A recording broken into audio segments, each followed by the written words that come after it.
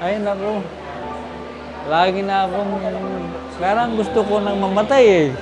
Buti pa mamatay na lang ako kasi masakit ang ulo ko, masakit ang dibdib ko. Tapos, hirap pa akong maglakad. Ako po si Jerry Bernal at dito naman ako sa San Juan, Taytay, Rizal ngayon nakatira. Stroke patient ba ako?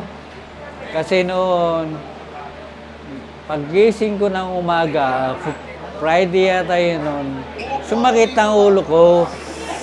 So, akala ko, ordinary na nasakit ng ulo yon.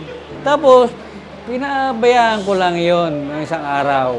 Tapos, nung isang araw na sumunod, nung nakipag-usap ko sa kapitbahay ko, mga bandang alas 9, nabubulol na ako. Mahirap talaga. Grabe. Kaya nga isusumpa mo nang mamatay ka eh. Para matapos na yung paghihirap eh. Sabi ko, kunin mo na ako, Lord. Kako. Siguro malakas lang ako sa Panginoon Diyos. Ito pa, hanggang ngayon buhay pa ako. So gusto ko magkaroon ng ganyan. Yung sapatos na may strap. Para may tuwid ko ang lakad ko. Kasi tumatabing ng ganyan. Halos madapa na ako eh. Maganda nga ang pakiramdam ko eh.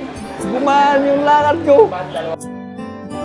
Kasi hindi ako nagsapatos mula nung na-stroke ako eh. Hindi ko na sinubukan dahil natatakot ako, baka matumba ako.